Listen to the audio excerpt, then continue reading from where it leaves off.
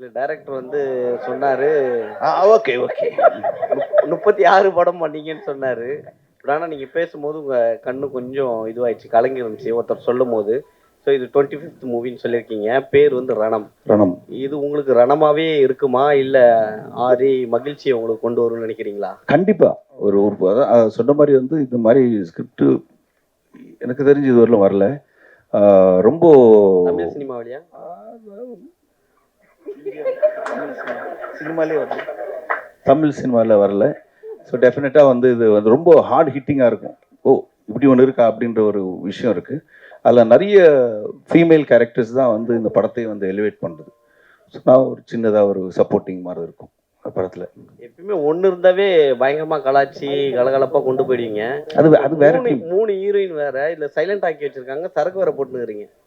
3மே கிடைக்கல. அதுதான் ஒரு ஹீரோயின் வந்து ஒரு 3 நாள் தான் ஷூட்டிங் இவங்க. அதுக்கப்புறம் காணோம். திருப்பி சரக்கு அடிக்கிற சீன் போயிட்டேன். இவங்க வந்து போலீஸு, அவங்க வந்து ஒரு மதர் கேரக்டர். ஸோ ஹீரோயின் அந்த மாதிரி ஹீரோயின் அந்த டியூட் அந்த மாதிரிலாம் இல்லாமல் ஒரு ஒரு டோட்டலாக ஒரு டிஃப்ரெண்ட் ஜானர் இருக்கும் படம். சார் வேற வேற டீம் நீங்க சொல்லிட்டீங்க. அப்ப நீங்க இதை பத்தி சொல்லி ஆகணும். தளபதி 68 ஷூட்டிங் போயிட்டு இருக்குங்க. நல்லா நல்லா போயிட்டு இருக்கு. உங்க ரோல் என்ன சார்? அதுதான் ஆக்சுவலி நீ கரெக்டாக கேட்டீங்க. முந்தானே தான் வந்துட்டு ஏதோ ஒரு சீக்வன்ஸ் ஒன்று எடுத்துகிட்டு இருந்தாங்க. எடுத்துகிட்டு இருக்கும்போது விஜய் சார் கேட்டார். ஸோ வந்து இப்போ வைபவ் இவனை எனக்கு தெரியும் இல்லை ஆல்ரெடி. ஆமாம்மா நீங்கள் அந்த சீனில் வந்து பார்த்ததுக்கப்புறம் இவனை இங்கே பார்த்தது உங்களுக்கு ஒரு மாதிரி தெரியும் அப்படின்ட்டு அப்படியே பிளாங்காக நின்று இருந்தேன் நான். பிரபு வந்துட்டு பயங்கரமாக சொல்லிட்டு இருந்தார் இந்த மாதிரி. ஆமாண்ணே அது இங்கே வந்து இதுக்கப்புறம் அது போய் இதுக்கப்புறம் அப்போ நீங்கள் கரெக்டாக இவனை இங்கே பார்க்குறீங்கன்ற மாதிரி ஏதோ சொன்னார். அப்படியே பிளாங்காக இருந்தேன். விஜய் சார் வந்து என்னடா பார்க்குறேன்னாரு. இல்லை உங்களுக்கு கதை தெரியும், நீங்கள் என்ன டவுட் கேட்கலாம், எனக்கு ஒன்றுமே தெரியாது, நான் என்ன கேட்குறது. இவ்வளோ நாள் ஷூட்டிங் பண்ண கதை இல்லைண்ணா எப்படிடா. நான் பிரபுடே நீ வாங்கிடுறா, நீ ஏன்டா சும்மா இரிட்டேட் பண்ணுறேன்ட்டு. ஸோ அந்தளவுக்கு தான் எனக்கு கதை தெரியும். பட்டு ஒன்று தெரியும், பயங்கரமாக வருது. இல்ல அதுல ஒரு டவுட் இருக்கு. அதுலயுமே தளபதி சாரோட உங்களுக்கு அதிகமான ஹீரோயின்ஸ் பேர் இருக்கா? இல்ல. அதே மாதிரி ரஜினி சார் படத்துலயும் நடிக்கிறதா சொன்னாங்க. எந்த படம்? கேள்விப்பட்டேன் சார். நீங்க சொன்னது உண்மையாகட்டும். தெரியல, அந்த மாதிரி எதுவும் இல்லை. சரி, நெக்ஸ்ட் யாராச்சும் 2 கொஸ்டின் மட்டும் கேளுங்களேன், டைம் இல்லை.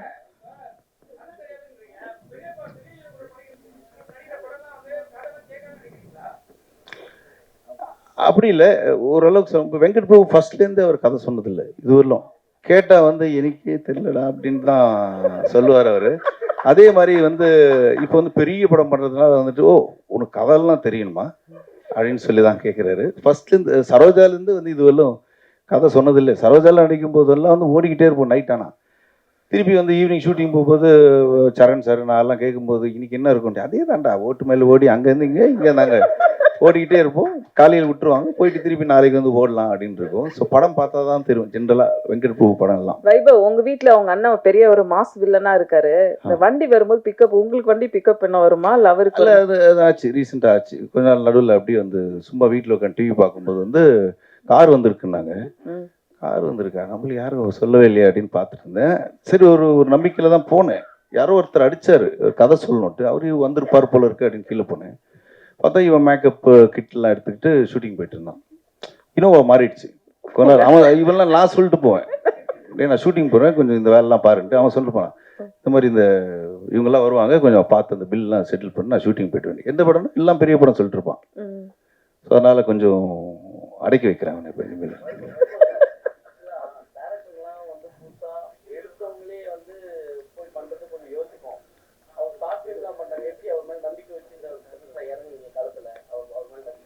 அதுதான் இன்னைக்கு தான் தெரியுது எனக்கு அவர் ஷார்ட் ஃபிலிம்ல இருந்து வந்திருக்காருன்ட்டு. இல்லை கதை நல்லா சொன்னார், அதை விட நல்லா எடுத்தார். பாலாஜி இப்போ நல்ல சொன்னார், அதை விட பெட்டராக எடுத்திருக்காரு படம். பேசிக்காக நிறைய ஃபர்ஸ்ட் டைம் டைரக்டர்ஸோடு தான் ஒர்க் பண்ணியிருக்கேன். ஸோ அவங்களோட சொல்கிற நரேஷன்லேயே தெரிஞ்சிடும் எப்படி நல்லா எடுப்பாங்களா இல்லையான்ட்டு. என்ன சார் சார் ஆக்சுவலி அதான் முன்னாடி சொன்ன மாதிரி. ஸோ இந்த படம் வந்து ரொம்ப கண்டென்ட்டாக கொஞ்சம் புதுசாக இருக்கும் ஆடியன்ஸ்க்கு. ஸோ அது கன்வே பண்ற முகம் என்னதான் கதை நாங்க ரெடி பண்ணி பிஹைண்ட் த ஸ்க்ரீன் நாங்க ஒர்க் பண்ணாலும் ஸோ அதை ஒரு மீடியமா பயன்படுத்துறது வந்து ஆர்டிஸ்ட் தான். ஸோ ரொம்ப யூஸ்வலாக த்ரில்லர் அண்ட் ஒரு டார்க் ஃப்ளேவர்ஸ் மூவிஸ் வந்து இவங்க தான் பண்ணுவாங்க அப்படிங்கிற மாதிரி ஒரு டெம்ப்ளேட் ஒன்று இருக்குது. த்ரில்லரா இந்த ஆக்டர் சூப்பராக பண்ணுவாருப்பா. இப்போ எங்களுக்குமே இப்போ ப்ரொடியூசர் கிட்ட கதை சொல்லும் போது ஒரு 5 ஹீரோ அவரும் சொன்னார் சாரும், இவங்கெல்லாம் பண்ணால் சூப்பராக இருக்கும்பா அப்படின்னாரு. ஆக்சுவலி நாங்கள் அதை இல்லை அந்த லிஸ்ட்டில் கண்டிப்பாக கிடையாது ஆக்சுவலி, ஏன்னா அவர் பண்ணதே இல்லை இந்த ஜானர். ஸோ அது வந்து பண்ணவே கூடாதுன்றதுல ரொம்ப தெளிவாக இருந்தோம். ரொம்ப ஆனஸ்டாக சொன்னால் ஃபர்ஸ்ட் ஆப்ஷன் நாங்கள் சூஸ் பண்ணது வைபவனா தான் சூஸ் பண்ணியிருந்தோம். நான் சொல்றது மது சார் இதுக்குள்ள வரதுக்கு முன்னாடியே நாங்கள் பிச் டேக்கில் பார்த்தீங்கன்னா வைபவ் சார் ஃபோட்டோ வச்சு தான் நிறைய ப்ரொடியூசர்ஸ் வந்து ஆக்சுவலி அப்ரோச் பண்ணிட்டு இருந்தோம். ஸோ இவர் ரொம்ப ஃப்ரெஷ்ஷாக இருப்பார், ஏன்னா நீங்கள் யூஸ்வலாக டயலாக் கவுண்டர் அடிச்சுக்கிட்டு இப்போ எப்படி பார்க்குறீங்களோ ஸோ அதே மாதிரி தான் இருப்பாள் இல்லையா. ஸோ கதை சொல்லி முடித்தேன், எனக்கு செட் ஆகுமா அது ரொம்ப சீரியஸாக இருக்கே, சரி ஓகே கதை நல்லா இருக்கு நம்ம பண்ணுவோம் அப்படின்னு சொன்னார். எப்படி என்ன மாதிரி அப்படின்னும் போது நான் அவர்கிட்ட சொன்னது ஒன்று தான், அதுக்கப்புறம் எதுவுமே சொல்லலை. இப்போ நீங்கள் கதை கேட்கும் போது நீங்கள் எப்படி நான் இவ்வளோ சீரியஸாக கேட்டீங்க, இதே மாதிரி எனக்கு ஸ்பாட்டில் கேமரா முன்னாடி இருந்துட்டாலே I will be happy. So இது நம்ம கண்டிப்பாக ஒர்க் அவுட் ஆகிடும்.